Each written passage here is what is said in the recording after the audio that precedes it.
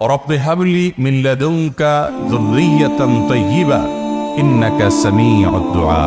রব্বি হাবলি মিন লাদুনকা যুররিয়াতান তাইয়্যিবা, হে আল্লাহ আমাকে আপনার তরফ থেকে ভালো সন্তান দান করেন। ইন্নাকা সামিউদ দুআ, নিশ্চয়ই আপনি দোয়া শ্রবণকারী। তাহলে এখানে এই দোয়াগুলোর প্রত্যেকটাতে দেখেন ছেলে বা মেয়ের কথা কিন্তু বলা হয়নি। আপনি সূরা ফুরকানের ৭৪ নম্বর আয়াতের সাথে যোগ করতে পারেন, রব্বানা হাব লানা মিন আজওয়াজিনা ওয়া যুররিয়াতিনা কুররাতা আয়ুন ওয়াজআলনা লিল মুত্তাকিনা ইমামা। আল্লাহ স্ত্রী সন্তান এমন দেন যাতে চক্ষু শীতলকারী হয়। দেখেন ছেলে মেয়ে বলে কথা নাই, চক্ষু শীতলকারী। ইমানদারের মতো এরকম যৌক্তিক এবং এত বেশি সুচিন্তিত দোয়াকারী বা প্রার্থনাকারী বা নিজের কল্যাণকামী আরেকজন মানুষ পাবেন না। ইমানদার যা বলবে সেটা খুবই সুচিন্তিত হবে। ছেলে বা মেয়ে না, নেক সন্তান চাই। থাকতে পারে আকাঙ্ক্ষা, কিন্তু মূল টার্গেট হবে কি? নেক সন্তান। আল্লাহ আমাদেরকে নেক সন্তান এর অধিকারী তৌফিক দান করো। বেশি হাসলে নাকি বিপদ আসে, এটা কতটুকু সত্য?